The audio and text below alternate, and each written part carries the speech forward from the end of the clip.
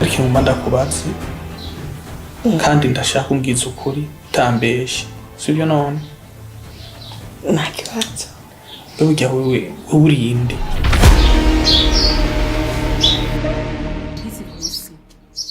ntiwari gutora umugore utazi yazananye ndetse atanu umuntu n'umwe wabuzi umugabo wanje ni finali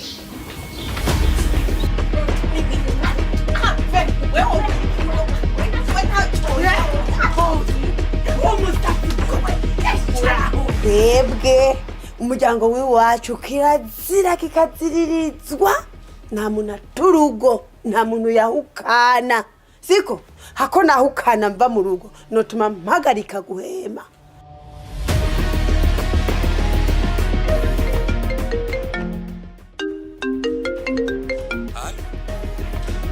Mwamikazi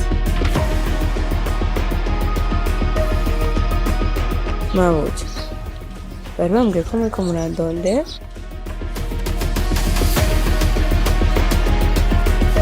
ewe matama nukuri kwibara atagiye kutumarira ribwe yo we nyabiroro urabihevye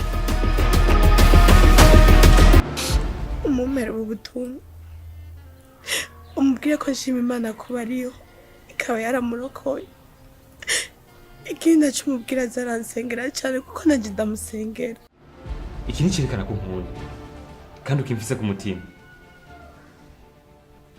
Mwamikazi ivyo nteko ndakubwira umutima wawe bikubwira niyo mpamvu mu gisagara wahazerera amabanga yose hanzi kuri filime yacu Umwamikazi Saison ya kabiri ije ku rwego kandi jitabyorosha aho hari bishasha mugiye kumenya bizoboneka muri no filime gumana nanje ndabacire ku mayange gumana natwe tubacire ku mayange icyo taruzi papayi ni Fanny Lavine ino filime agomba yishe ku rundi rwego rusubwo mwayibonyemo mu gice ca mbere Saison ya mbere yarabaryohe ari kwiyoyo koko aremeza ko ije guhindura ibintu byinshi iyi ni mu gihe Fanny Lavine yimeneye ibanga aravuga ko ari umugore uwo yari yagize umukozi wiwe aravuga ati jewe ndi umugore wodya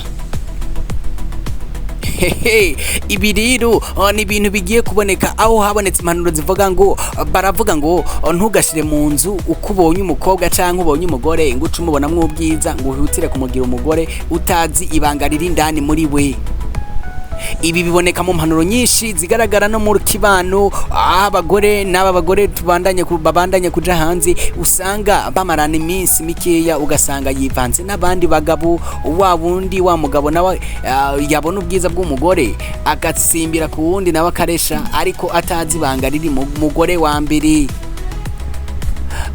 ubu ntiyigeze amenya ko Fanny Lavine yoba yarasanze afise umugabo mukuru we yaramubonye abona ubwiza bwiwe ahutira gushira mu rugo kumba uwo mugore yaje kuneka rero nibihe bishasha bigiye kuboneka muri no filime muri kazoza tugiye kuraba muri no filime ibyo tugiye kuraba muri no filime birenze ibyo mwe mwari mwarabonye aho twagiye kubona ko iki kintu kizoba urufatiro rwa filime aho hazoboneka n'impanuro bahanura no mutama yari yashize mu rugo uwo mukobwa kandi akaba musambuje kuri Constance aho umutama yagumye afata turibuka ko Constance yari umukozi wiwe ariko nawe bibandanya birangira amugize umugore aja kubona uwundi nawe birangira amugize umugore kandi koko ibi bintu bitari byo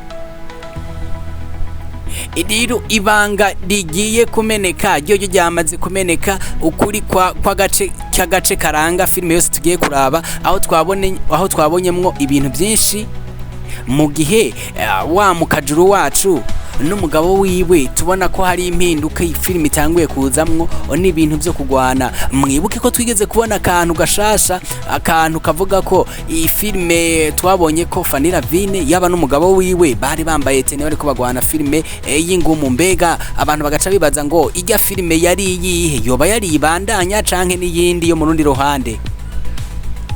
Tukibukanya ko uyu Fanny Lavine asanzwe afise amaproje menshi y'amafilime kubwuko n'ingabire yiwe asanzwe ari umwanditsi abikwiye. Ariko benshi baca babandanya kwibaza ngo none ivyo bintu by'ingumu twabonye ni ibi turiko turabona kuno musi twabibonye, aho twabonye ko batanguye kugwana bagwanisha imipanga eka n'imigere n'ingumu. Byo bigana muri ivyo bivuga ngo Fanny Lavine canke uyu muhungu boba bagomba batangure kumera nk'abaja mu ntambara. Akoko reka tuvyemeze canke tuvyemere. Ariko irindi banga rihari, mwarabonye ko ino filime kuvijemwo Yvette umuntu wacu twenza hari cahindutse kimwe, ariko kitavuga ngo niwe yaje kubikora, kuko Fanny Lavine asanzwe ari umugwanyi, asanzwe ari ingwanyi mu bintu byo gukora ibi bintu by'amafilime. Tuvyite ko ari ingwanyi kandi ingwanyi ikomeye.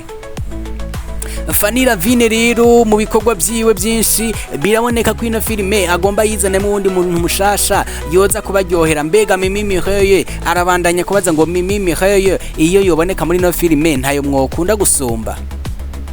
Ni ibintu bigiye kuboneka ko ino filime igiye kwagura imiryango, bagura imiryango mwari muzi 3 canke 4 igenda iba imiryango 5, aho mushobora kubonamwo uyu mukobwa Mimi Mireye mu minsi B. Birashoboka canke we byo kunezera mu gihe Mimi Mireye yoza muri no filime. Komeza ukurikirane igice ku kindi umbandanye kumenya ngo filime igana he, filime iri kivuga iki.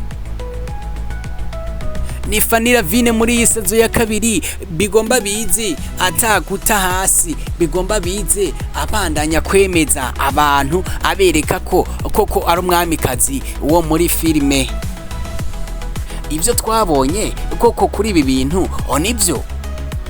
Reka ndababwire, uno munsi twagiye kubona ku rubuga rwa Nolaske ari karabaza ngo mbega ino filime mubona yo baryohera ibonetse kuwa mbere, kuwa kabiri, kuwa gatatu cyangwa kuwa gatanu. Tubwire ati nuwuhe munsi mubona woborohereza kuraba ko ino filime. Twibuke ko iyi filime igice ca kangaga gishobora kuboneka itariki 26, ugaca wibaza ngo mbega yoba ariko ashaka guhindura umunsi.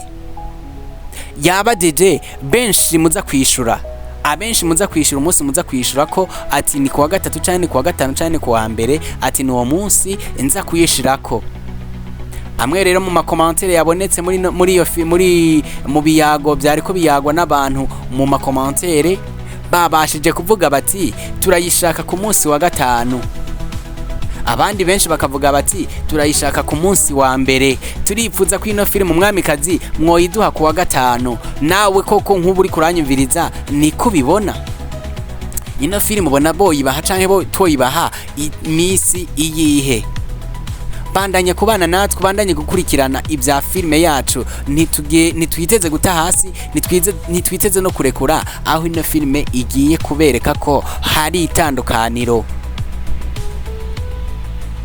Mbega koko aba bantu boba bari mu bikorwa bimwe canke biri mu kugwana co kimwe na BMT? Oya, singwano yo kugwana yo kwankana, ariko n'ingwano y'ibikorwa bibwirizwa guja imbere mu kwiga kumva ko bariko barahanura. Arivyo bya bindi bica bivuga ngo twebwe ntitwandika filime kugira ngo tubanezereze gusa, ariko benshi barayiraba bagatwenga, benshi barayiraba bakayumvamwe ivyo bashaka kumva, ariko sivyo tuba tuviza ko. Akenshi iyo bandika filime baba baviza mu gushaka kumva ko hari umutima w'umuntu umwe bashaka kubwira canke babiri. Bamwe bati izo mpanuro zito dushaka kenshi twishakira kuraba filime gusa, ariko umenye ko iyo filime irinda yandikwa ku bwa message runaka babwira umuntu runaka canke bibwira canke bagomba guhanura naka. Ariko wiraba filime umenga uri kuraba ibikino, ukaraba ivyo gutwenza, ariko siyo ntego yo gutwenza ibiri mu migambi. Mu migambi haba hariyo kuvuga ngo iyi societe runaka imeze uko turashaka kuyihanura ihinduke. rero muri bimwe byinshi tugiye kuraba muri no filime iraboneka ko harimwo ibintu bigiye kuryoha cane gusumba uko twari tubyiteze canke twari tubizi, aho filime igiye kubonekamwo ukundi gukina kurenze ivyo mwari muzi kuri Fanny Lavine. Fanny Lavine mumumenyereye ari umukinyi kandi koko mwiza, ariko mukabona kumenga ntiyari karageza aho mushaka, ariko ino sezo ya kabiri ni sezo yiteguriye, ni sezo yabanje kuraba bararaba ngo mu gice ca mbere bagaye ibihe, mu gice ca mbere bakunze ibihe, ariko babasha kongerako kugira ngo uburyohe bubashe kongerekana. Ni mu gihe tubona ko ino filime izobonekamwe abapfa bivuye ku masanganya eka no kwicana. Eka Iveti wewe ivyo yahora akora mu gutwenza mu zindi filime zose mwaravye, iki gice cyo turavuga ati jewe ndaje kwerekana akarorero n'impinduka mu mafilime yose mwari munzi, kuko Iveti ntamenyegwa ino filime yatwengeje no munsi ayitwenza ko cane, iyindi nayo akarenza. Ariko nubwo muri bamuhaye role atari yo gutwenza, ariko mumwibuke ko ntiyigera ta hasi, nta narimwe avyibagira.